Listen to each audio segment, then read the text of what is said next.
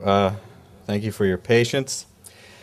Welcome to the Billy Wilder Theater at the Hammer Museum. I'm James Bewley, Director of Public Programs and Education, and it's a real pleasure to welcome you all to tonight's event and to introduce our moderator for this evening, which I will do in just a second.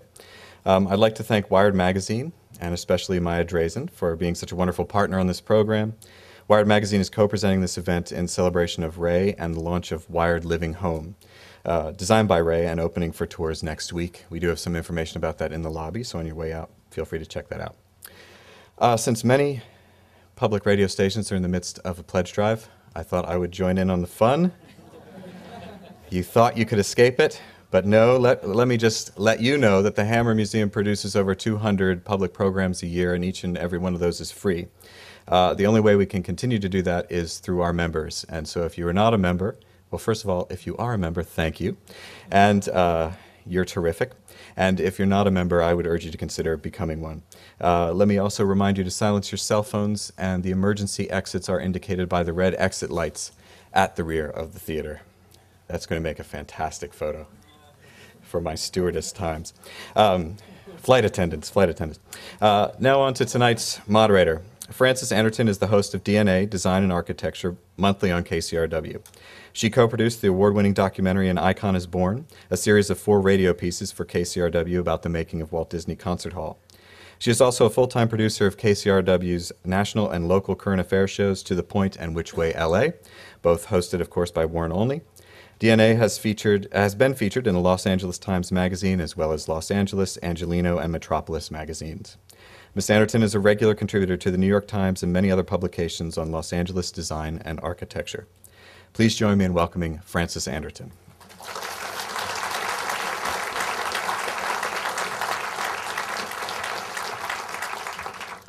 Thank you very much, James. Hi, everybody. This is really an amazing crowd. I said to Ray and Shigeru back when we were sitting in the green room that they were really like the Beatles. There was just loads of people outside to see them, and they really couldn't believe it. Ray was sort of saying, is there anybody out there? So anyway, it's really fantastic that you're all here to celebrate Ray on this special night with Shigeru. What could be a more amazing partnership? So I'd like to thank very much Shelley and Ray and Maya Drazen of Wired for inviting me to host this evening, and of course the UCLA Hammer for having us all here. We're here, as we all know now, we're here to celebrate Ray, who turned a very advanced age this year, but as you see, he's carrying it extremely well. And Shigeru has flown in all the way from Tokyo to help celebrate. In fact, really just so great. So just very briefly about Ray. I have known Ray and his wife, Shelley, who is his partner in life and work, since the year that I moved here 16 years ago, 1991. I was lucky enough then to form a friendship with them and also to have the privilege to see their incredible house. I'm sure many of you in this room have also seen it and know what an extraordinary masterpiece that house is, and once seen, you know, always in love. So agreed upon by so many as a huge masterpiece. In the 16 years that I've known Ray, I have seen him very much as a kind of patriarch, a sort of patriarch of the LA architecture scene, father to many, including his own children, of course, one of whom is here tonight, Finn. Finn, where are you? Somewhere? But father to his non-blood children, his many, many non-blood children, which are those he's taught directly at SCI-ARC, those who have worked for him, those who have taught him, those he has taught indirectly, such as the many, many students who've been to SCI-ARC, the school of which he was a founding director, and the many of us like myself and hundreds and thousands of others who have just simply admired his work. And I think we'll hear more from Shigeru about that. So anyway, Ray has been, in my experience of him, really kind of this eminence grise of the LA architecture scene, and getting, you know, going towards 80, so I thought kind of starting to take life easy. Now, all of a sudden, Ray is having this moment that brings to mind John Travolta when he was given a part in Pulp Fiction, which is, as I say, he's taking life somewhat gently. A lot out of the blue comes this Quentin Tarantino, aka Steve Glenn, entrepreneur with a big vision, who gives Ray this gig designing living homes. First living home is built on my street, as it happens. Huge amount of press. Next thing, Ray's a featured name in Californication. Let's have just a little few seconds of... Oops. There we are, it should come. I did actually call Showtime for a copy of the segment itself, and they couldn't seem to get it together. So, do we have sound? Yes. Oh, why is it not playing? I can see it playing, but it's not up on the screen. Anyway, never mind. Better without sound. Well, anyway, the point is, Ray's being talked about on Californication. They're saying what a fabulous house. Like this set you back. The feeling of real architecture. You can't put a price tag on that. So you do mind. Makes your heart soar, lifts your soul. You know what I mean. It's just incredible. You know, I think it was Ruskin that once said, Ruskin. without architecture, there would be no remembering. I like that. Yeah, it's cool. That's nice. About 4 or 5 mil? More? I'm so sorry. It's just... Anyway, we'll stop here because this is the point where she gets offered the job doing the extension to the house, which I don't think would be quite in Ray's script. But anyway, he's talked about on Californication. He's now suddenly pop culture icon. You'll hear a bit from Steve Glenn a bit later. So anyway, this fabulous moment for Ray, great way, I'd say, to celebrate turning 80. Shigeru Ban, on the left of Ray, of course, needs no introduction either. Incredibly gifted architect, Japanese-born, educated at SCI-ARC and Cooper Union, based in Paris, Tokyo, New York. Wowed us all from afar with his poetic experiments in paper and recycled cardboard and other materials. Stunned us all up close with his nomadic museum, built of shipping containers by the Santa Monica Pier just a year ago. Flown in from Tokyo, as I say, to be here with Ray tonight. So anyway, I think I'm now going to move over there. I think that's the next thing to do.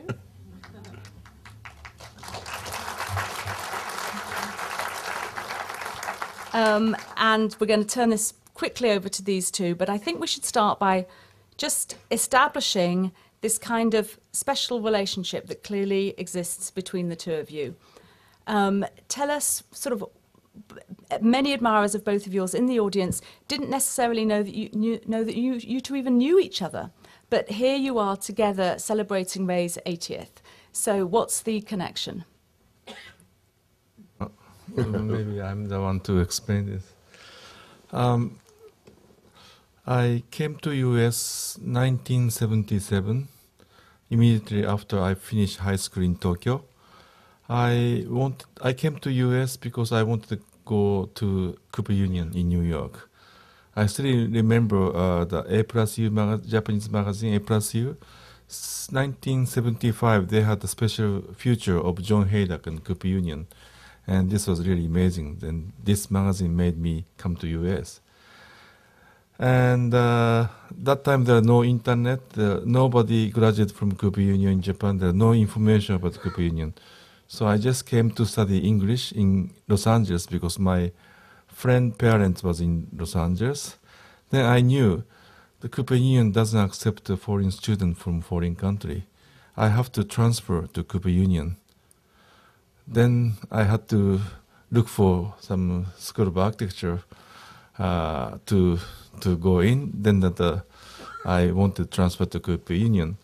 So because I was in California, I went to see different architectural school, UC Berkeley, UCLA, USC, and I happened stop by SCI-ARC,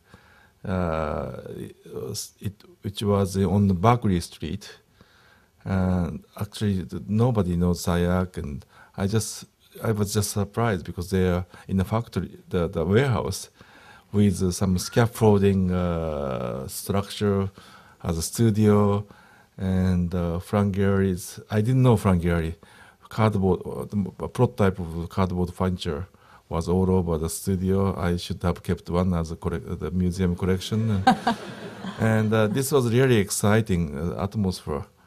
So I decided to apply SCI-ARC. Also, my problem was that I didn't speak English. So we have foreign students have to take an exam called TOEFL, and my score was not good enough.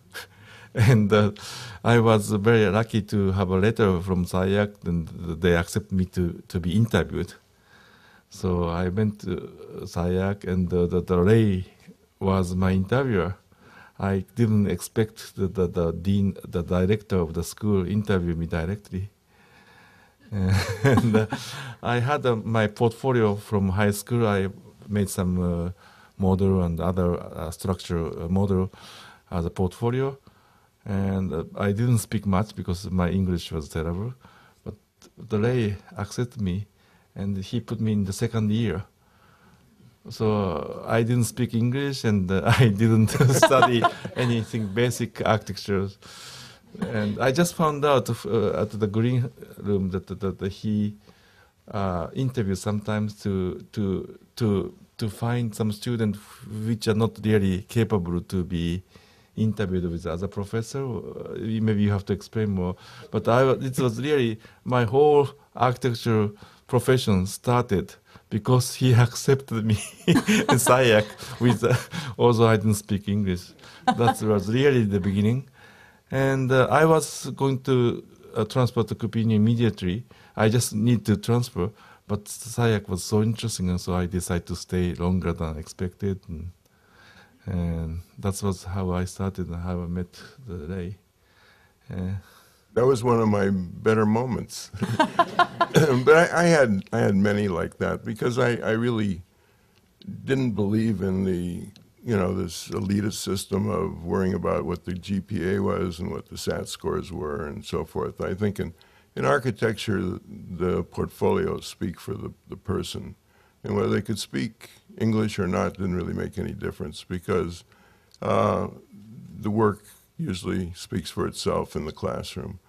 So I made a very good selection that day, I think, and also probably Shigeru has been one of our most outstanding students that has graduated from SCI-ARC. So, it's that same old thing. You turn somebody down and you don't give them the opportunity to have that chance to really become who they might be.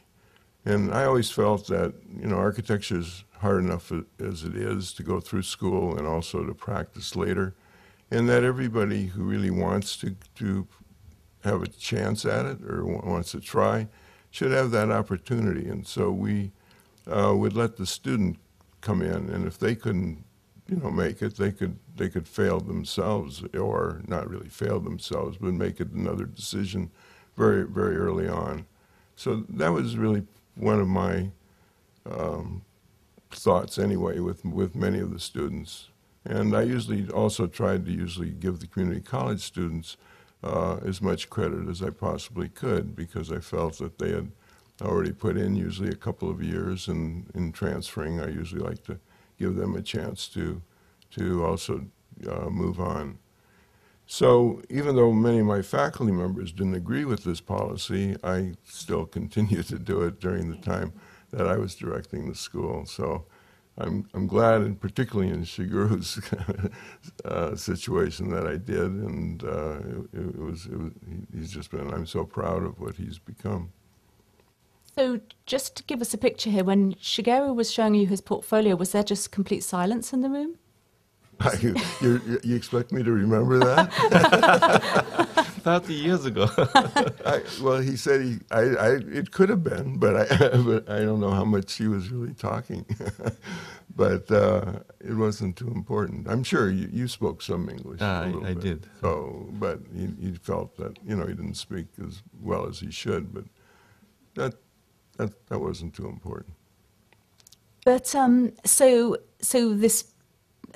The fact that Ray enabled you to come to college here in the US and then go on to Cooper Union and then have this amazing career, has been this key connection to Ray. What about Ray's work? Has that in any way shaped your approach to architecture, I Shigeru? brought few slides today. I'm supposed to show Perfect like cue, Shigeru. 5 minutes or so. Let's see those slides. Can I show them some images? Absolutely. Can we have the slides, please? Or is Shigeru going to go up to the computer and do the slides himself? Do I have to move by myself? I will. I'll go and do the slides. You tell me which. Okay, what do we do here? Okay. This was the time I was there in SCI-ARC, 1977, 1978. As you see that all the studio was made of scaffolding, and this was really shocking, and I decided to come here. Next, please. And also I went to Ray's house, as everybody knows, and it was really shocking. And I was very interested in structure and material. This construction method using concrete core and laminated timber construction really influenced on my area residential project. Next, please. This is very area residence I built with concrete core, with some laminated timber. These are really the direct influence from Ray's building. Next, please. So using concrete core and laminated timber. Next, please. And these are also while I was studying in SCI-ARC, I had a big influence from other case study houses. So these are also I call case study houses. It's a weekend house. I try to use the very cheap material differently. This is made by scaffolding, as we studied in scaffolding studio. Next, please. Yes, all the structure is scaffolding pipes. Next, please. And also the modular system, prefab system. Also the Ray is going to explain his system, but also this was interesting. The things that influence from Californian architect case study houses. This is I call furniture house. The closet unit and bookshelf become main structure. We don't need a carpenter. We just buy furnitures like a closet, bookshelf. Next, please. Like we just bring into the factory-made furnitures, just connecting with foundation, and also furniture and furniture horizontally. Next, please. In one day. Next, please. Not moving. Oh. Oops. You went too far. Yes, thank you. So in one day, like right-hand slides, all the structural cabinet installed. Next day, we just have to put the roof and the finishing inside. So we don't have to work with the skilled carpenter. This is kind of the prefab system. I learned a lot from the case study house architects like Shigeru Ban. They also did many interesting construction systems. Next, please. It's inside bookshelf and closet. Everything is a structure. Next, please. And also, this is my weekend house made of paper tube. I just note the Francis told me that the mailbox of the SCI-ARC was made of the paper tube. Now I remember where my paper tube come from. Next, please. And also that I was influenced by Miss Pandero, also the Craig Elwood. Now I'm doing the project in Beverly Hills, extending the Craig Elwood house. And this is a house without wall-less house. Next, please. Try to investigate the post and beam and floor and roof. I thought when I visited Miss Pandero's Farnsworth house, there is many the columns and walls next to each other, and I tried to calculate the structure without any walls. There's enough number of the columns to support the roof, And also I just calculated only with wall, without any columns, and they have enough number of the walls to support the roof. So that the meaning of the structure, wall and the columns and so on, is very ambiguous. So here I try to investigate clarify the simple meaning of all structures. This floor is part of the retaining wall to stop the pressure of the hills, to have a small spot on the hill, and this small column is just supporting the vertical force, without any lateral force. I designed the roof as a diaphragm to take all the horizontal force to bring the force to the part of the floor. And all the movable furnitures and the toilet is exposed. Next, please. And this is also the I call 9 square grid house. Also, I have some influence from John Haydock as for the name and the geometry and so on. And all this just 2 layer of the structural cabinet containing the square space, which can be divided into small square or rectangular spaces. And there's only 2 spaces has name like bathroom and kitchen. Rest of the space has no name like a living room or bedroom. And northern part you can put your bed in the summer. It's a cooler, but you can put your bed in south part of the space. In the winter it's warmer, but in case you fight with your wife, you can separate 2 bedrooms. So. And as you see, it's just one big space with the structural cabinet contained all air conditioning, storage, everything. Or you can divide into small rooms as you wish, depending on the occasion. Next, please. And these are most recent house I built. It's a little bit big house as a Japanese house. As you see, it has a big influence from case study house. Next, please. And steel structure with many movable opening. Next, please. Like this is big glass shutter, open and close. It's just industrial shutter used for the warehouse. I just use as the glazing to connect inside outside. Next, please. And also that this family room can be connected with the courtyard by opening this huge glass shutter, connecting swimming pool with the living room. Next, please. That's it. So I just want to show some Ray's influence, and also because I had the opportunity to study at SCI-ARC, I knew about case studied houses. Actually, my Japanese influence came from the case studied houses, not from Japanese architecture directly, because I didn't study any architecture. But without studying in SCI-ARC, I'm not here. This was really the beginning of my profession. That's why I really appreciate it so much. But that's interesting, given that the case study architects were so impressed by Japanese architecture. So it's been a back and forth relationship. Ray, I should have said that we're going to have presentations from both of these heroes of architecture, and then have a brief discussion, and then invite questions from all of you, please, as well as we're going to hear some tributes. So, Ray, should we go straight into looking at your work now? Or do you want to just sort of make some comments about Shigeru and what happened to your protege?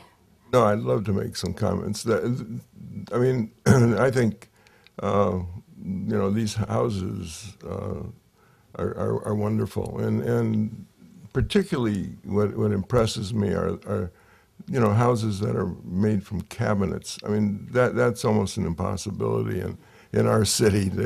Say we walk in and say, I got 10 cabinets, so I'm going to support the roof on this. And what's great about Shigeru is that I think he's been able to test all of these ideas in order to convince people that they can be done. And it's an empirical method of really, first of all, jumping into it, and then second of all, making the tests that can make the proof. And this is something that I think is terrific. Not only in this, but all the paper houses and all of this. I mean, who could possibly here say, I'm going to build my house out of the sonotube, but we're not going to fill it with concrete? I mean, it just doesn't play in our society in most cases, although it's been proven that it does work.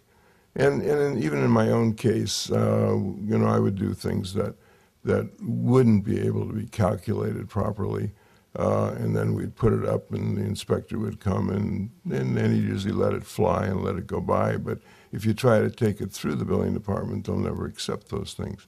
So, number one, I think there's such beauty in the clarity and the simplicity of these houses, and how well he has reinterpreted and done it so well. So I've always been impressed by every piece of work that I see coming from Shigeru.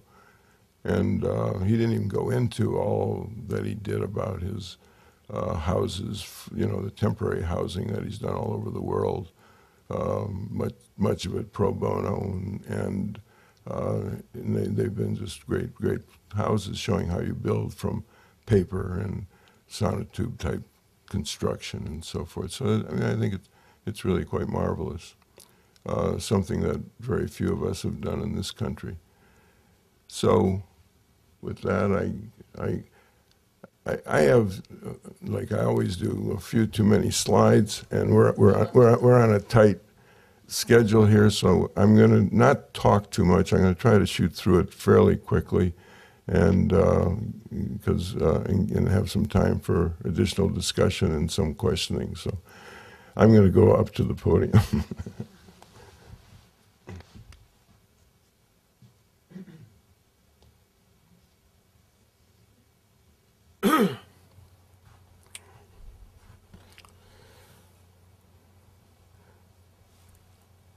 Where are we going now? Okay. So,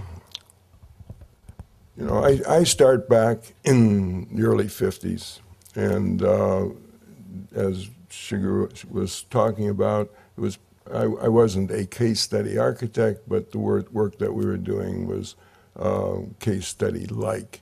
And houses like these, my first work was mostly post and beam houses.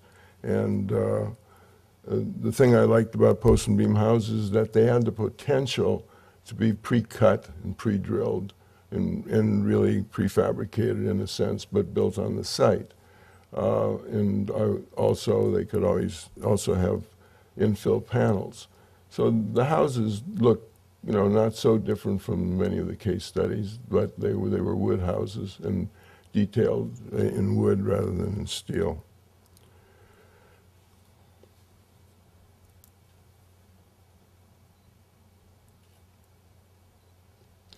Also, in multiple dwellings, I was doing somewhat the same thing, still using post and beam construction. And the lower slide over here, on the left side, or your left, yeah. Again, cabinets that floated in the room, minimum amount of support from walls and so forth. And you can see a certain amount of Japanese influence in those structures. So as it was said before, I think it was going back and forth between the Japanese influence that many of us felt and going back the other way as well. For developers, though, I was doing pretty much conventional construction in condominiums like you see here, and this one as well. And it was about this time and this was about 10 years into my career, I'd probably completed about 50 of the houses and quite a few apartments and other commercial work and industrial work. But it was here that I felt, after finishing this 24 unit, that I decided I didn't want to build them that way if I could help it, but I would rather try to develop a modular system that could be built either on-site or off-site and constructed in that manner. So they're made out of mechanical cores, and then the idea that laminated beams span between them, as Shigeru was saying, and then bedroom and living room units could be slipped in a roof panel and some decking as well. And so when I was supposed to build that on the site adjacent to this building up on the upper left. And what occurred was that the condominium market fell out at that moment. Banks weren't loaning anymore, and so that project didn't go ahead. So later, when I had a chance to do a series of student housing at Sonoma State, I tried to do it again, and we developed it, but again, the developer didn't go ahead. So through the years, I kept trying to use this system, and you'll see that this is where we'll be coming back to at the end of this lecture. And so I tried to do it with my custom houses, and so the idea of what I had set up was what I used in my custom house building. And these are some of the houses that were built like that, not exactly. This house was actually my first house that reused all the wood came from a restaurant that had been torn down, and the owner bought it all for about $5,000, and it had some laminated beams and a bunch of other wood in it, and so I laminated the floors, laminated the roof, and we built this structure out of that. My own house structure, this is the structural system you saw, one of the slides before, the main one on the inside. More of the way it looks today.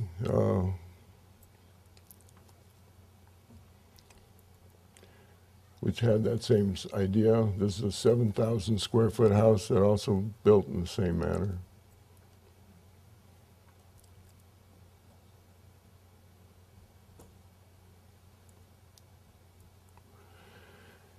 And then I did this hybrid system on the next house in which it was a combination of post and beam and the core units. And in this case, they were all pre-cut and pre-drilled, as I had described in the first post and beam house. This was brought to the site and erected one day, very similar to what you would do a steel erection. And so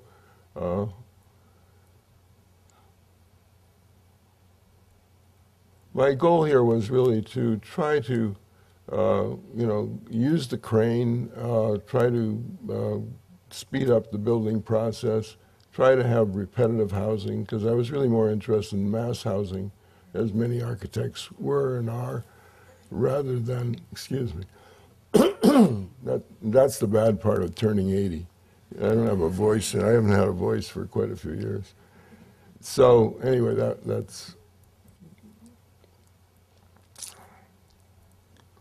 And then this was another one in which these bents were made on the site, craned into place in one day, and then infilled, making a house this way. And again, by doing this, there's much less waste, and particularly in these houses that are expressing the way they're built, you don't have as much material that's just thrown away. This was a steel frame modular system that I tried that was also dealt with components like for energy and for privacy. And again, this project was aborted, but it would have been similar to a project like this, in which this building could have been really built as modulars and brought to the site. I also worked with other ones where I used a common square as the base, developed panel systems to take all the shear. These were built by a carpenter who built all the panels and rim beams and on the ground by himself, and then we again raised this in one day and then infilled it.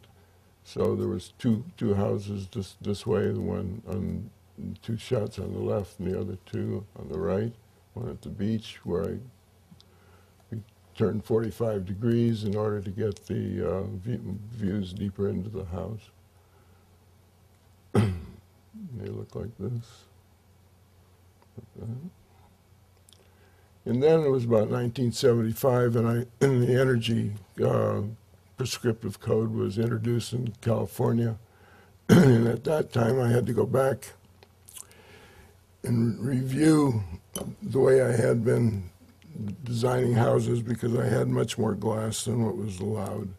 And so I did a study, and in that study, I found that the house at the little house I showed you before was the most efficient of all the houses that I had built.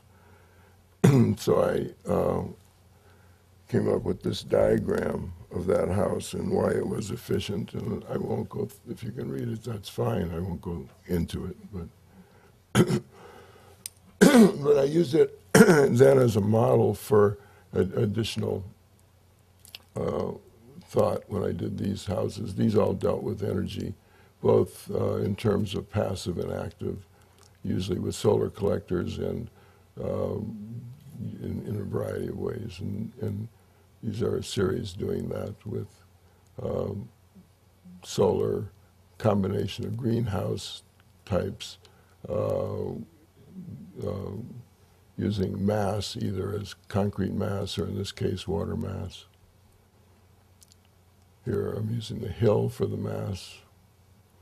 So that what happens is it gains heat in the daytime and usually feeds back about 8 hours later. So you usually use a closed door system, and then what you do is you open it up and let the heat penetrate later in the day. Solar collectors at the top. This is a monitoring solar collector system. Another one with a greenhouse at the base of a hill and using the mass and a certain amount of awning and roll down, roll up shades.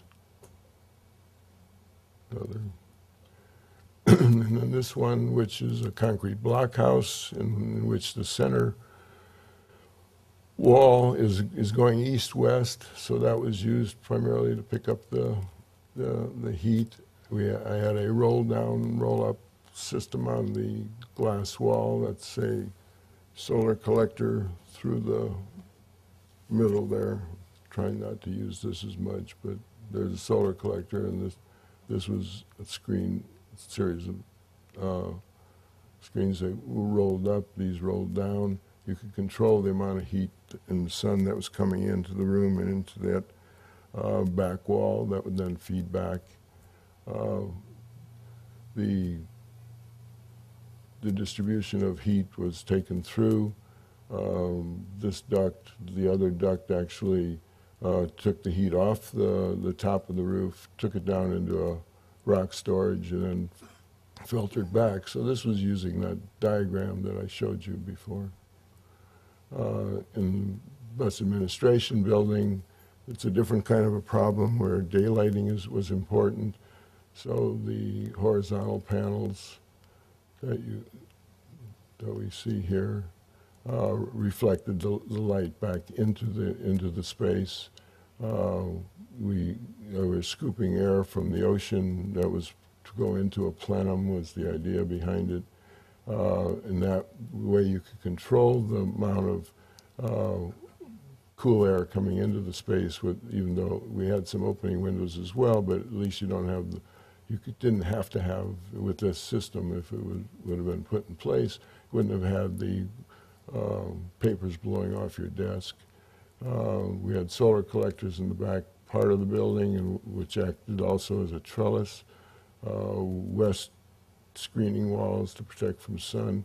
So this building was actually really worked through the full day in terms of daylighting, air scooping, protection from west sun, and then also the ability to allow the sun into this part at the end of the day, because this room off of this was a room that they used at night, and that warm air could go in there in the evening. A couple of diagrams of the way that worked.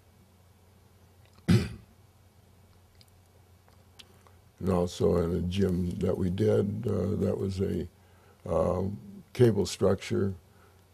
Again, these were air scoops to take the ocean breezes into the space. We had airplane hangar doors here that opened up to exhaust it when we had to. So it was trying to condition the space without using air conditioning.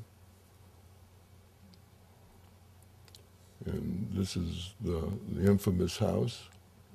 And these are 3 other houses that were done after these studies, and at this point I wasn't using the energy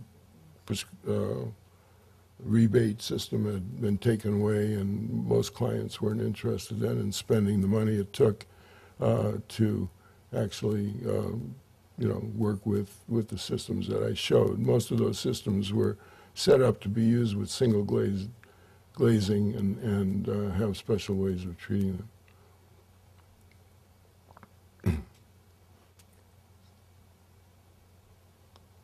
So these 3 houses I'm showing you now are a little bit more, were more influenced by my own house. They were clients who appreciated it and wanted something more in that vein. So I was really now coming back around to the my earlier beginnings, and even though these houses were built in the 80s and 90s, they were similar to the ones that I did in the 60s.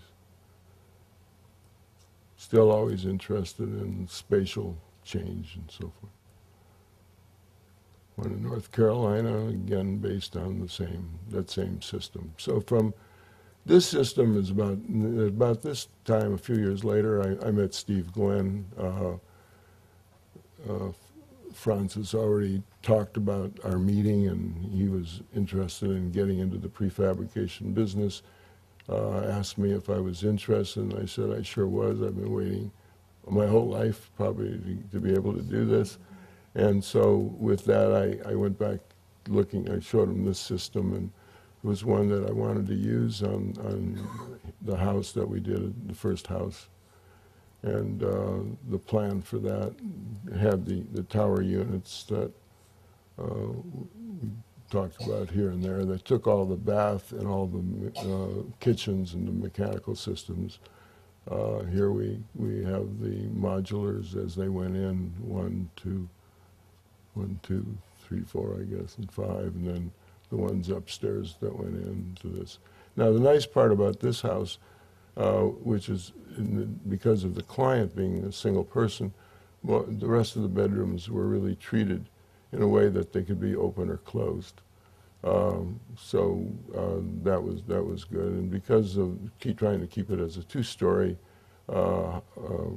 house, we had to treat this space as a mezzanine, which also created a better situation. Here was the installation. Because of the site, there was quite a few changes of levels that had to be dealt with because of what they call theoretical grade in Santa Monica. And even though I couldn't, my goal at one time was to bring these mechanical cores in of the full size, but the fabricator wanted to do them this way because he didn't think he could crane them in the same manner. So the first module was this one that went in. Second one was this one being brought in. Third is a module that I didn't think we could actually even do. It was one that we thought we'd have to site build because we had so many changes of level. And yet, because it was no higher than 12, it was a little under 12 feet high, fabricator felt that he could bring it in this way with actually the columns and the beams just carrying the, without the floor. And so this is, shows this module coming in at this time. Then the bedroom modules were all the ones that were a little more similar, and those came in this manner. And this was the house, which was then erected really in one day as far as the total erection process. And then after that, it was, there was a lot of finishing still to do. It's been published an awful lot, so you probably have all seen this in some form or another.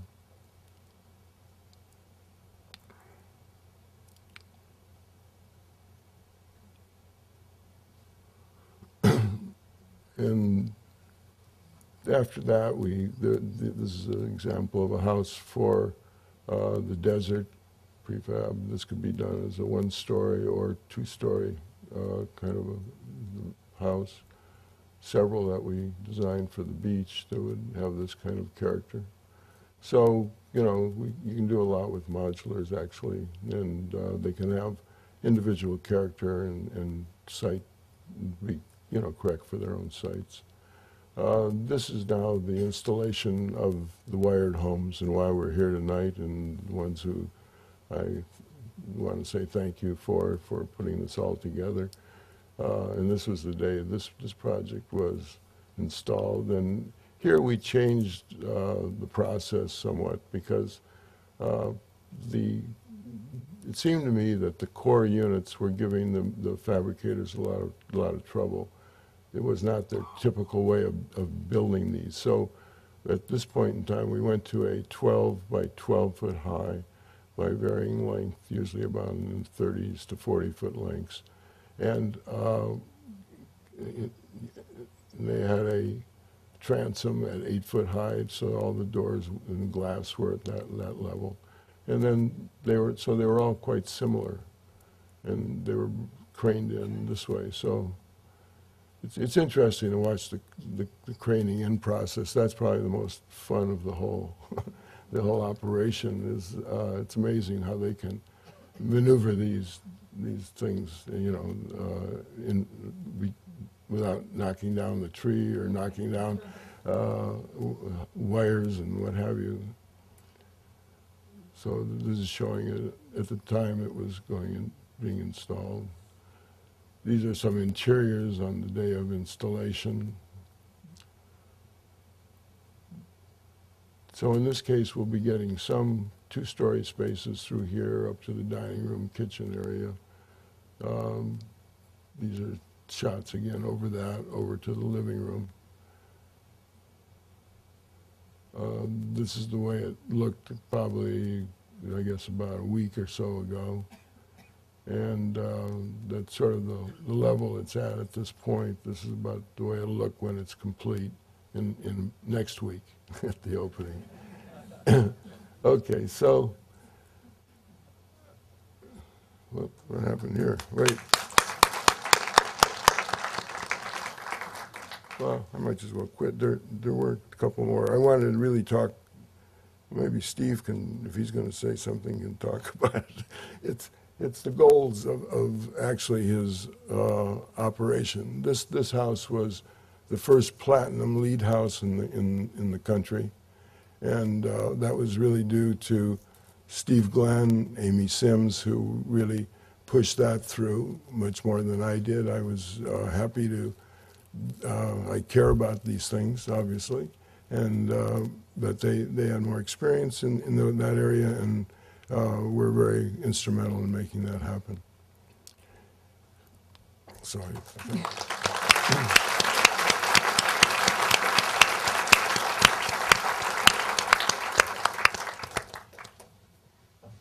In a few moments, Steve, as well as some others, are going to step up and say a few words about Ray, but just, Ray, are you enjoying this? Yeah. I love the limelight. Well, you said this has been a dream. I think you said you've been waiting 40 years to build. Has it been what you anticipated? Well, yeah, actually, I would say yes, in many ways. I think we could still do a lot better. I think what my goal originally was to have a panel system for the floors and for the roof and for the walls, and I think we're trying to work at that. So I think we'll be moving more and more towards hybrid systems. There are things that don't work totally in the modular. And one of the problems really is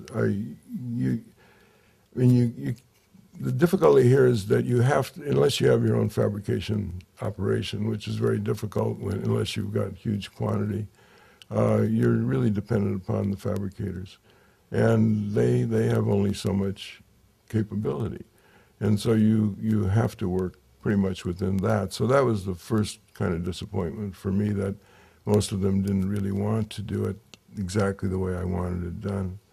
And yet I was very happy that to see how you can bring modules to the site, crane them in. It's a fast process. And we also would like to see much more done in the factory than we're getting done so far, because it could be totally, you know, you could have all your kitchens and baths and everything already in, and that would save a lot of time. Also, I think we need to have systems of finish that are more panelized instead of, you know, putting up board by board where people want wood. But all of these are recycled materials in various ways. They're all FSC approved, and so all of these parts are interesting to me. The combination of prefabrication, modularity, and sustainability are all, I think, great things. And obviously, you know, everybody's pretty much moving in that direction. And I think most architects are happy to be working this way. It's required in almost all public buildings now, state buildings, and I know at the campus buildings the same thing. So it's a good movement, and I think you mean it's very healthy well, restraints? Yeah. Well, they're not such restraints, because so much of it is based just on material use.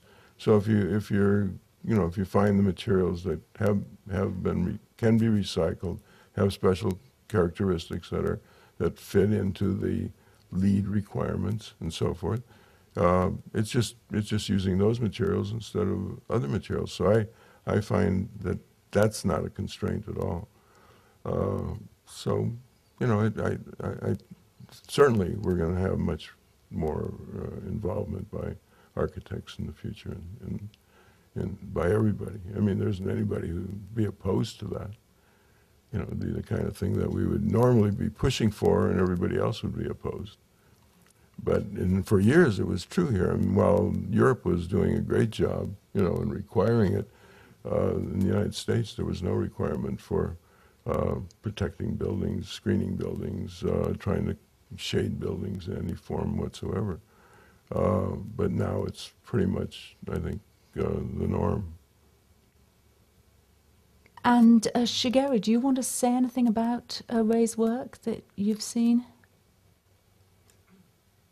Well, it's kind of my future goal to keep building like small houses and experiment like this kind of a construction method like Ray has been doing.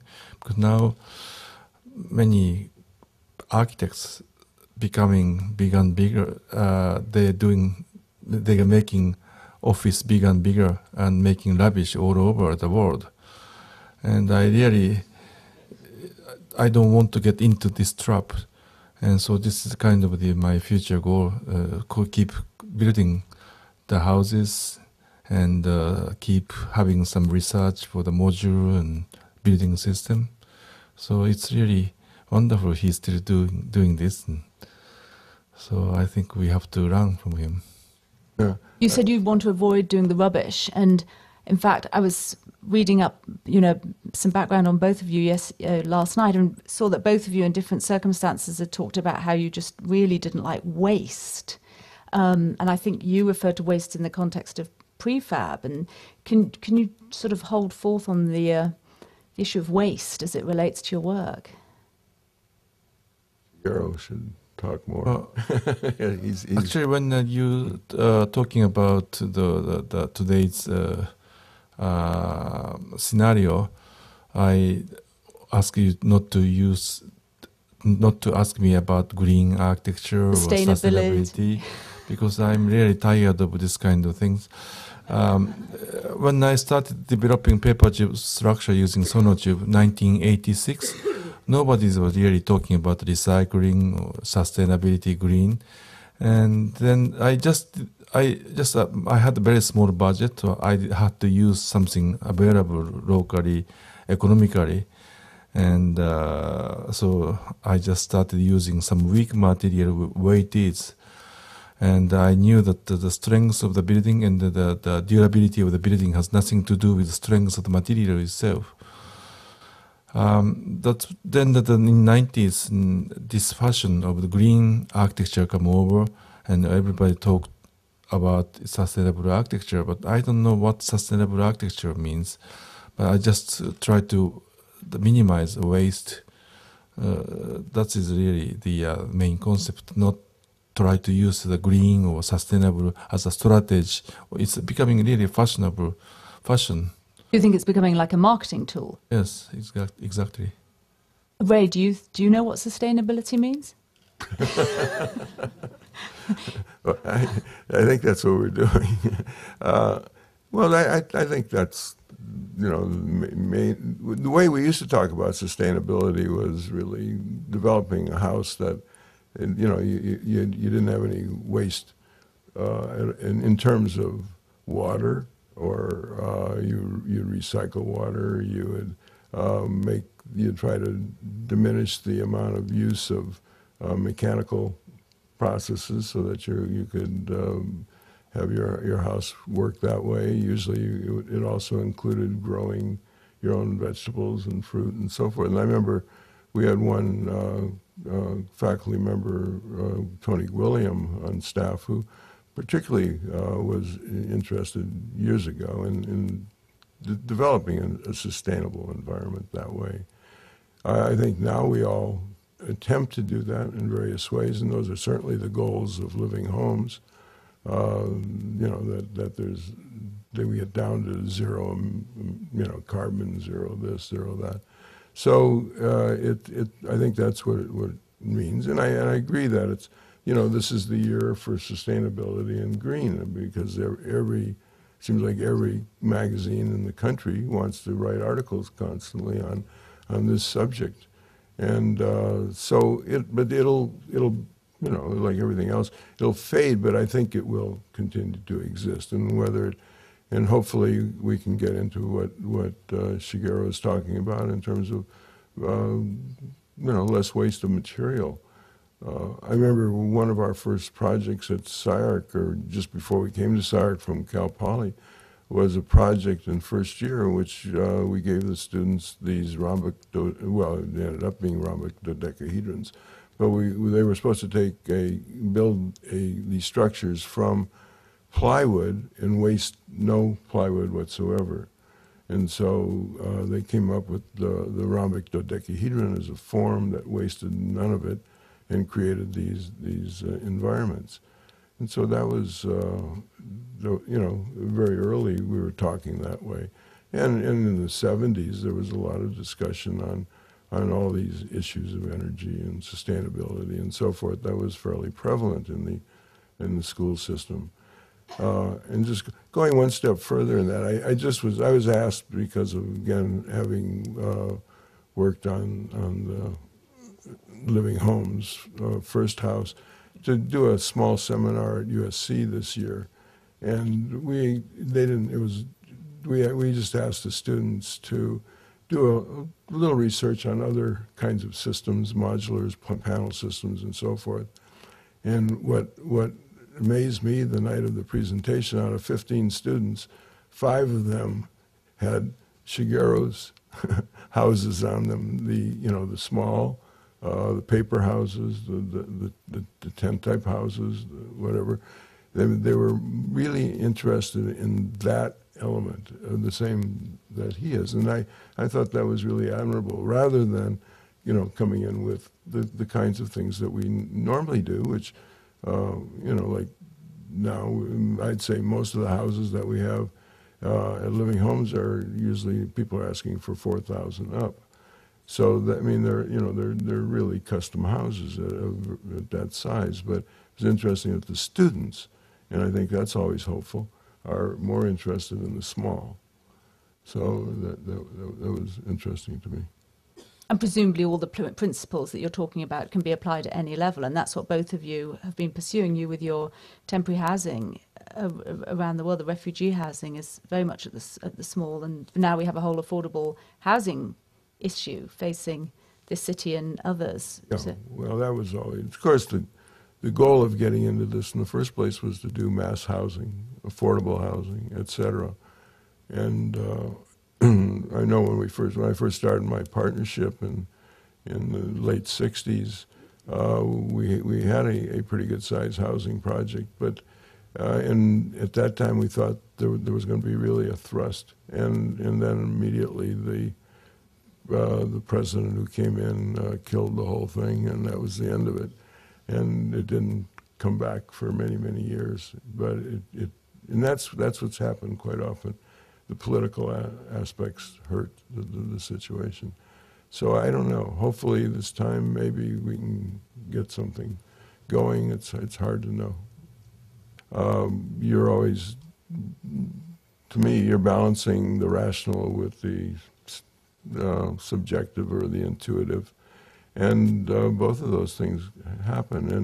And I'm particularly interested in space, both horizontal movement and vertical movement within houses. So I tend to push them up and down a bit, where Shigeru, I think Shigeru has held his in a more simple way, which I think is beautiful and so wonderful. But my tendency is that's beauty that way, which is wonderful.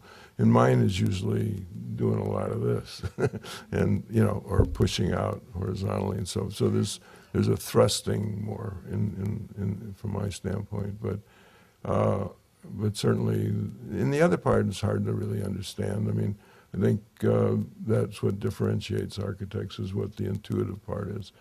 The rational part is a way that you are really thinking about, the way we think about it at least, is where structure is important, the construction system is important, all those things. A lot of architects ignore that. They're more interested in form only, and they think of themselves a little more as artists than they do as really constructors.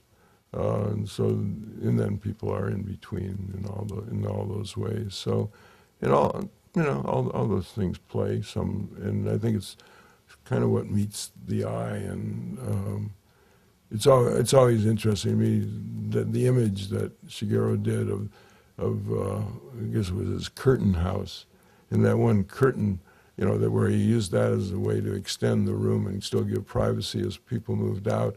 But that blowing curtain, I think, was one of those iconic photographs that, that just, boy, that isn't that smart, It was interesting, that photograph. And I think through life we see those every so often, and quite often the simplest of places is the most iconic, and so that it's interesting. I don't know really how to talk to it any differently than that. But when I present, I usually present kind of dull, and don't get into the other aspect of it, where you're really talking about the more subjective part.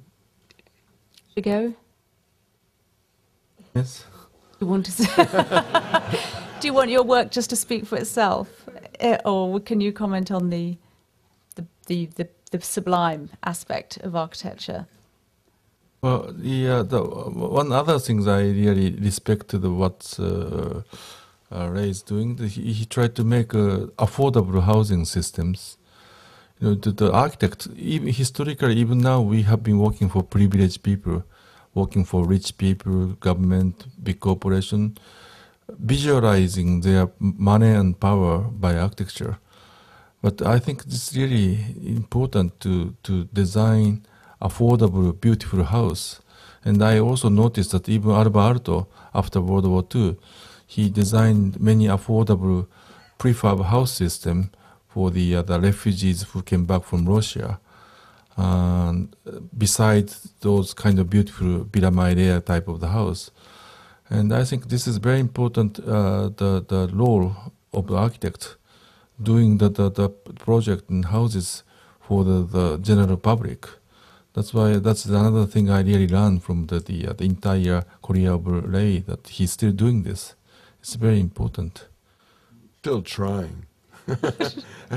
I'll have to be here for my 90th birthday, I think. To say that I accomplished any of that. We'd better book the room in readiness.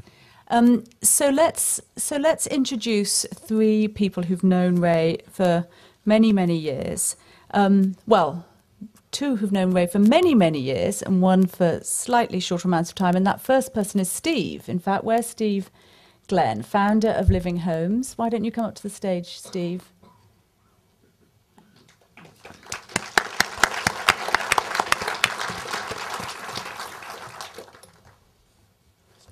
Oh, No. stand at the podium. You're at the podium, Mike. I should talk now? Yeah, now you talk about Ray, Steve. All right. I gotta say, I'm actually nervous, and I don't get nervous when I speak so much. First, I'm really honored to be included with so many people whose work I love. I should probably mention, by the way, I live 3 blocks from you, Tom Maine. And I've actually seen him in his PJs getting newspapers. So you dress up nicely there, Tom. So I first met Ray about 4 years ago. I had known Ray conceptually for decades. Brooktree, where he lives, and there are 3 other homes that he designed on his street, is my favorite street in Los Angeles. And I had architecturally stalked those homes for hundreds of times, courteously and without incident. But there was a home that he had developed for the Katzensteins that was for sale, and I went to an open house, and it was the first time that I had actually been in a Ray Kappe home. And I walked in, and I was blown away. I mean, the light and the texture and the levels. I was giddy, and I had this smile on my face. I actually can feel it now. You probably can see it. It's coming on. And, it's funny. I've learned that this is actually de rigueur for most people, and I've actually seen it a lot, having hosted many tours at my home for people who go in Ray Kappe homes. And, in fact, how many people have been in Ray Kappe homes? Am I right here? I mean, do you know what I'm talking about? And it's... So Mike Deasy, my broker, introduced me to Ray, who was there, coincidentally, at this open house. And I totally harangued him in kind of a Chris Farley kind of way. I'm like, so how you have those big glue lamps in your living room and those concrete columns, yeah, they're cool, right? And Ray was, yep, he kind of indulged me, and then we got to talking about a company that I was working on to develop prefabricated, sustainably designed homes. And Ray told me at the time that he had been working with prefabricated systems for decades and energy-efficient design. And I totally took it as a sign from the master architect of the universe, thank you, Frank, that a partnership with Ray was meant to be. And there are others who are going to speak in a minute who are much more qualified than I to really talk about the incredible significance of his work, and its impact on design, on education, and on the built environment. But I just want to share a couple things. One that comes as someone who's really very lucky to live in a Ray Kappe home, and also someone who's fortunate to work with Ray. I still feel giddy when I come home and when I wake up, and I still smile, although the other day I wasn't smiling about that, but that's not Ray's fault.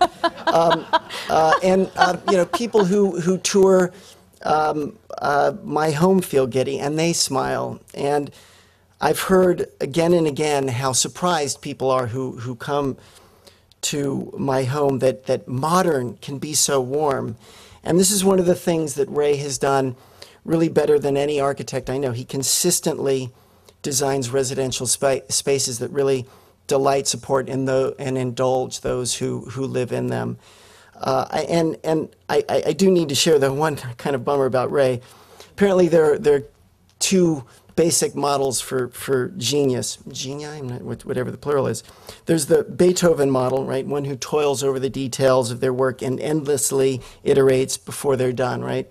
And then there's the Mozart model. So the work is kind of refined in the mind and in the heart. And then when it finally reaches the physical domain, it's just totally, completely done. So it turns out that Ray's the latter model. And that kind of frustrated me because I I really thought that I would be this Mr. Groupie design guy who would get to hang out with him and at his house, because that's where his office is, and it'd be like band practice, and I'd be, exposed to the creative process. But sadly, there's no practice. I mean, he does this stuff, and it's still hand-drawn, and it's as fast as anybody could do on a computer. So that's yet another thing that's incredible about what he does. So the most successful thing, actually, I think we've done at Living Homes is just not screw up the incredible work he does. And it's not trivial, as Ray alluded to, and as Finn Kappe and Amy Sims, the two project architects, Amy Sims on my home and Finn on the Wired Living Home. It's not easy to do that. But I think we've done it. And hopefully we will be able to make his work much more accessible and ubiquitous, and that would be good for the people who live in the homes, for the communities which have them, and even from an environmental standpoint because of the impact. Notice I didn't use sustainability. And I should also say that we're very fortunate that Finn Kappe is working with us. Where are you, Finn, actually? Theoretically, he was going to be here. Maybe he's in the overflow room. And also that Shelley Kappe kind of works with us, although Shelley is the one Kappe in LA who's not on paycheck yet. We'll talk, Shelley. Anyway, I want to thank the Hammer and Wired for putting this on and for including me. And if you haven't been to a Kappe home, or you feel like you need to get a fix and get some more, the Wired home will be open for tours. And for those of you who haven't been, I bet you'll feel giddy. I bet you'll smile. And I hope you'll fondly remember your first Kappe.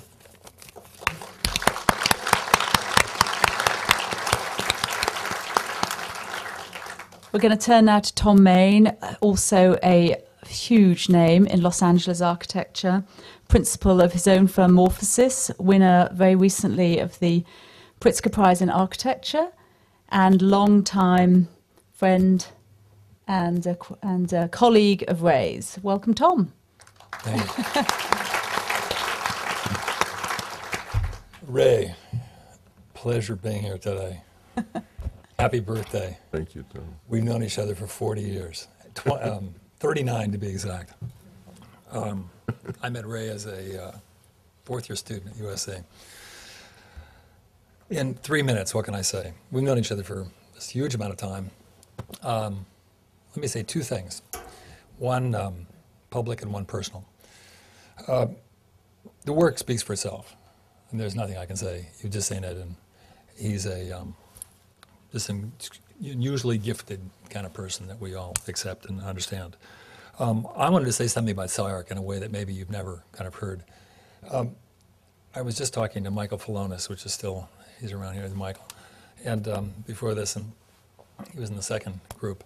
And when there was this kind of upheaval in Pomona, and there was a series of things that took place, and 6 of us were fired. And I'll never forget, I got a call from Ray before all of us met, and he discussed this idea of starting a school. And it's in 1972. And he had this vision, this idea of a very different kind of educational environment. I was 26, 27 years old, and had just taught my first year. And I don't know if you remember hiring me. He was worried about me. Actually, Bernard Zimmerman had to interview me and to even get through the kind of loop. And because I was a bit outspoken at the time, that all changed later. And it actually seemed natural at the time. It didn't even seem unusual. It was an unusual time, the 70s. It was the end of the 60s, the beginning of the 70s. But as I look back, I have to say it's just this most startling thing that if any of you could imagine today, thinking of that, just saying I'm going to invent a school, I'm going to bring 5 people with me. Many of us were literally just starting our teaching careers, and were hardly formed, right? And brought along, what was it, either 42 or 44 students. Michael, I'm not sure if you're going to talk about that. And if you think of this, you've got, if I remember right, you were all in your last year, leaving a fixed educational place, studying with 6 people that don't even have a school, really. It's named SCI-ARC, right? And there's a thing that's going to happen. And could you imagine that even being possible today? It'd be totally impossible. Could not happen, right? And it's the most unusual thing. And of course, we're looking at 1972, and 35 years later, this of course is a school that's world-renowned. It has a name that could go head-to-head with Yale or the Angkavata or the Bartlett or Harvard or you name it. And if you look at the real applications, you'll see that it literally goes head-to-head with those schools. And it's just an amazing, amazing accomplishment. And I have to say that we all put a lot of energy in this place. But Ray, it was your complete and total kind of singular kind of vision, an idea that we all so much believed in. And it was a kind of a remarkable thing that turned out. That's now literally a part of Los Angeles culture. You cannot imagine this community culturally without SCI-ARC, which in many cases has been the most vibrant kind of place in terms of creative and intellectual capital, right? The stuff we survive on. On a personal note, were you born in it must be 1927? I was driving over here and going like, I should thank your parents for their amorous behavior in late 26 that produced you. And that I was thinking, if I didn't know you, I wouldn't be who I am. And we had this remarkable experience. My father left me when I was 8 years old, and I've always been in search for a dad. And I kind of adopted you maybe more than you adopted me. And but we had this kind of remarkable, and have continued to have this remarkable relationship. And that has been so much forming me, as well as this whole circuitous journey that started with the relationship as our partnership at SCI-ARC that literally connects all the dots in my life. My first partner and a long, long successful friendship and relationship with Michael, my wife. If I didn't have my wife, I wouldn't have my kids, and it's that whole thing. I have no idea who I'd be if that didn't happen. And it was so bloody circuitous, so absolutely not planned. This notion of 6 people going, oh, let's just start a school, or following anyway and saying, that sounds like a good, let's take a shot at it.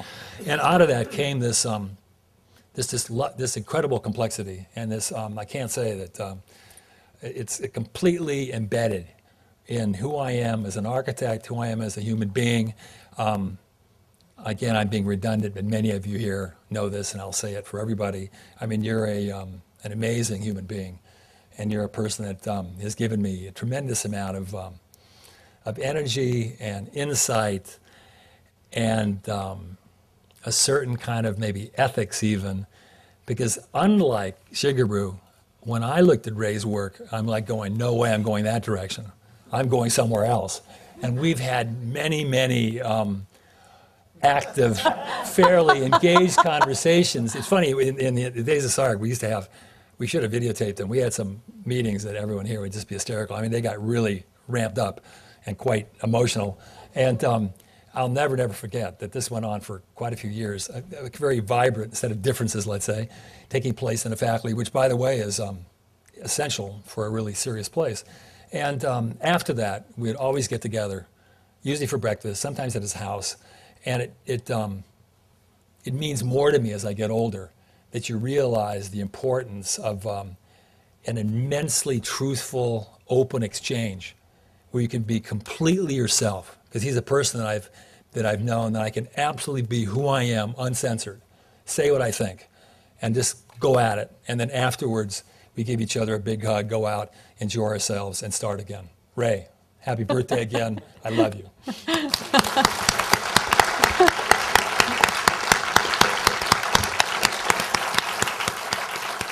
And Tom essentially introduced our third voice, Mike Rotundi. Are you going to come up, Mike? Mike also has a glittering resume, but when I was asking him about which parts of it to introduce him with, he just said, call me a protege of Ray. So here he is.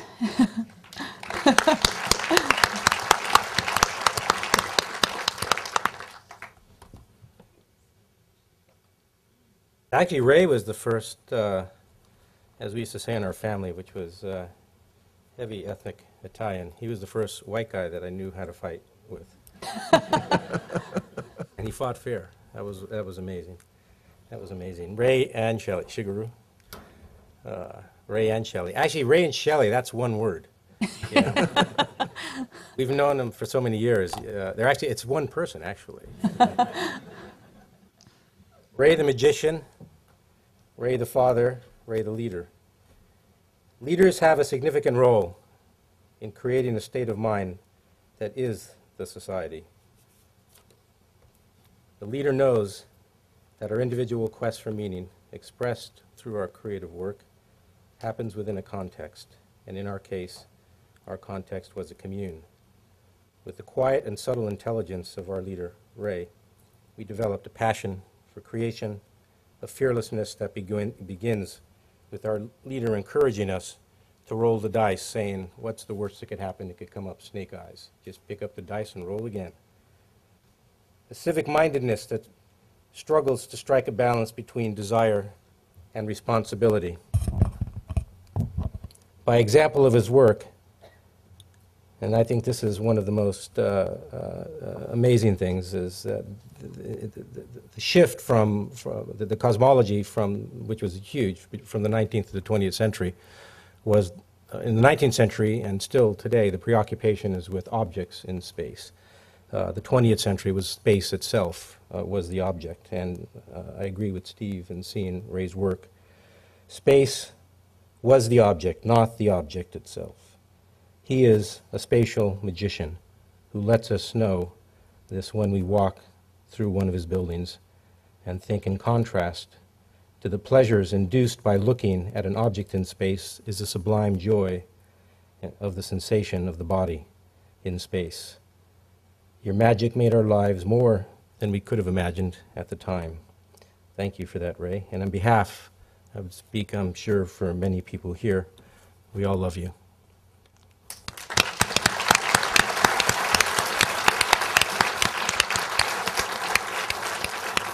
So Let me at least say thank you so much to all three of you.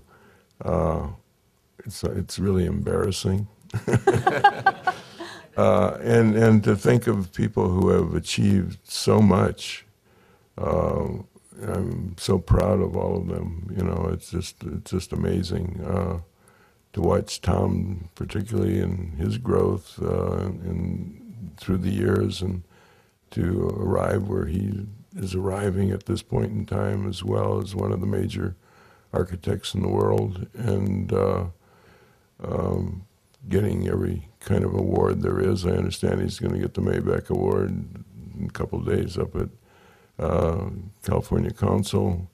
I'm sure the gold medal is not far behind at the national level, and many other awards and so forth. But I mean, there's so much achievement there, and Michael, you as well have achieved so greatly and done so well, and in your own special way. And I think I'm so proud of everybody, and to even be a part of these people is amazing to me. That I you know, you don't know what you do. You're just who you are. And of course, with Shig, I've already said many times how important he is. And Steve, Glenn, to give me the opportunity to kind of fulfill a lifetime dream. I certainly appreciate that, and it's been fun. So all I can say is thank you all, and thank everybody who came, and thank Wired for being willing to put this thing together, which I think I really appreciate. So now I'll give it back to Francis. Well, I was going to give it back to you all. I'm sure there's many of you that would love to say something about Ray, because I think now we've seen how many people have been to Ray's house. Half the room knows Ray. But we are starting to run a bit short of time. So perhaps we could maybe take 2 or 3 questions and then give Ray's voice a break. Michael Webb. We do have microphones, if you could speak right into them, and then everyone will be able to hear you. This is Michael, who has written a book about Ray's work. Michael Webb. Ray, it's a pleasure to join everybody in thanking you for the extraordinary legacy you've given LA. And I admire particularly the way you've struggled all these years to bring great design to a larger audience, to make it more broadly accessible, which has always been the dream of the progressive architects for the past century. The sad thing, I think, is that the odds are stacked so heavily against that. It's wonderful that Steve Glenn has given you this chance to realize a long-held dream, but why is it so hard in this country, unlike some European countries, to be able to do this on a much larger scale and really impact, both in single and multiple housing, the whole market for good, affordable housing? You're asking me why? Well, part of Steve's plan was to try to get developers to incorporate his homes into their developments.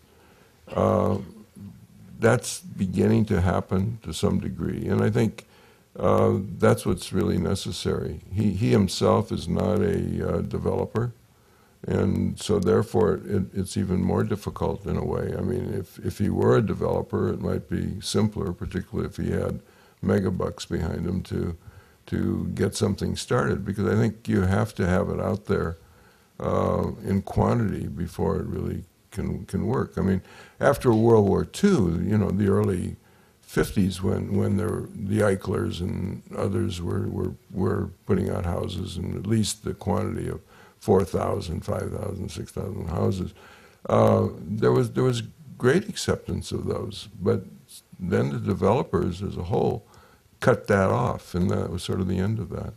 And hopefully here, and it's really just a hope, because who knows, that this can take off a little better this time. There are a lot of players out there who are involved with prefabrication and modulars and various types of panel systems and so forth. And let's see what happens. And I give credit a lot to Dwell Magazine, who really pushed that very heavily in Allison area, I guess what, who really pushed prefabrication. I think the publications have to get it out there a great deal, and that's the other aspect. And I think that is a tremendous force, as you know. And when you think of the number of books that are out architecturally now, and you're part of that process, that's very important. I mean, there's never been as much coverage architecturally. So as more of that happens, I think there's more possibility too. So, but it's still, you know, it's a long shot. And as Michael says, we're still rolling the dice, and they're not coming up 7 and 11 all the time. There's a question over there.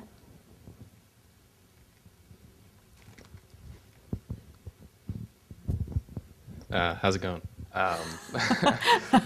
First, there's a couple of us from SCI-ARC, and I know we all want to thank you for creating a school that has really pushed the boundaries of architecture forward, without which we might have ended up at USC, or not to say anything bad about that program, but it's certainly not SCI-ARC. But what I want to ask is, Shigeru, you've really actually inspired me personally with your paper houses to really focus where I'm going to be, hopefully in the next 10 years. So I want to turn it over to you guys. What really has inspired you to do what you've done? You're asking Shigeru. I'm asking both of you. Both. What inspired us? Yeah, like what can you turn to if you're frustrated with your work or whatever, to kind of get past it, to see more clearly what can become of what you're doing? Well, for me, I've never been frustrated with my work. as Steve says, I really never. I do work quickly, and I always felt there was another job coming down the line, so I never really suffered through that process. And I think my career has been amazingly wonderful. I guess just pure luck or whatever it is, and as Michael says, he said this many times, being in the right place at the right time or whatever. But no, I've never had any of those frustrations. The only frustration would be the one that Michael just asked me, is how do you get it out into the world? I mean, the two major issues when I came out of school for me were One, the housing, trying to get into that market in some way, in a mass way. And the other were urban and planning issues. A good part of my career was dealing with urban and planning issues in the city of LA. And that's another whole aspect of my work that is not really taught. I don't usually show much of that, but it was an enjoyable period of time, because at that period of time we were starting SCI-ARC. I was in a partnership doing a lot of planning and urban design work, and I was still continuing to do houses and buildings as well. So that was kind of the ideal combination of things that an architect can be involved with, as far as I was concerned.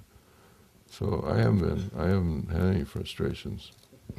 only when I have to talk. Shigeru?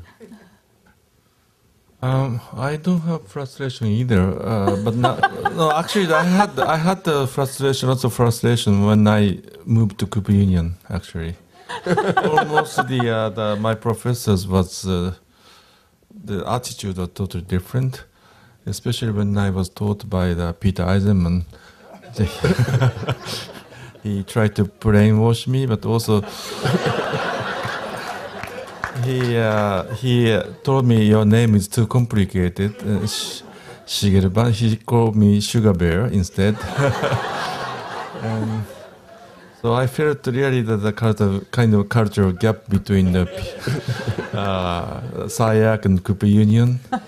I was more comfortable being in the California and the SCI-ARC than being in Cooper Union. So that was the biggest frustration I ever had. Does that answer your question? I think we've got time for one more down here.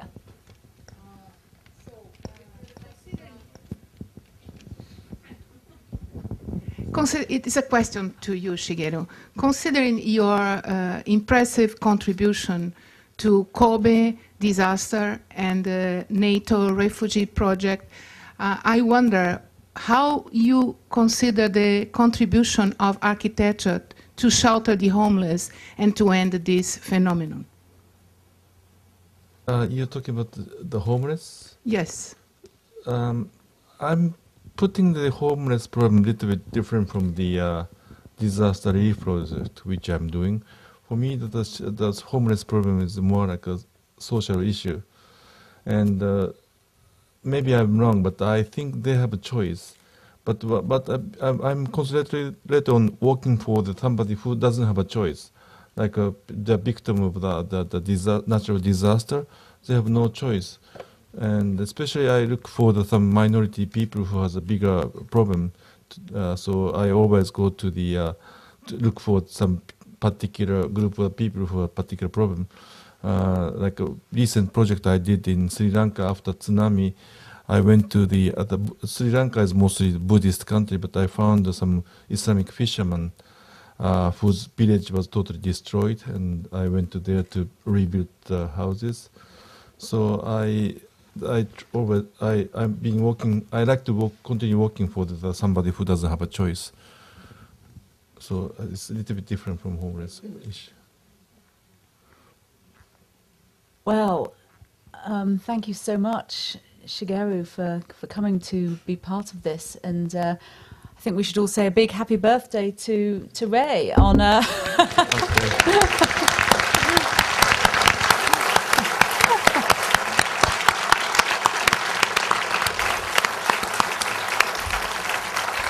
And I should just add that if any of you wants to see the Wired Living Home, it is open for tours, 10 days only, between the dates of October the 27th and November 11. Proceeds from the tours, speaking of helping those in need, proceeds goes to Global Green, a really effective environmental organisation which is doing some great building work in New Orleans post-Katrina. Does that cover it, Steve? Say again? Oh, and Enterprise, which builds affordable housing. What did you say? Where is it? Steve? It's in Brentwood, and you can get the information from wired.com/Wired Living Home. It's in Brentwood. Don't know if I'm allowed to say the street. Wired.com, sorry, wired.com. But you go in shuttle buses, don't you go in shuttle buses, Steve? Yeah, you can't just drive up to the house. So, thank you so much, everybody, for being here.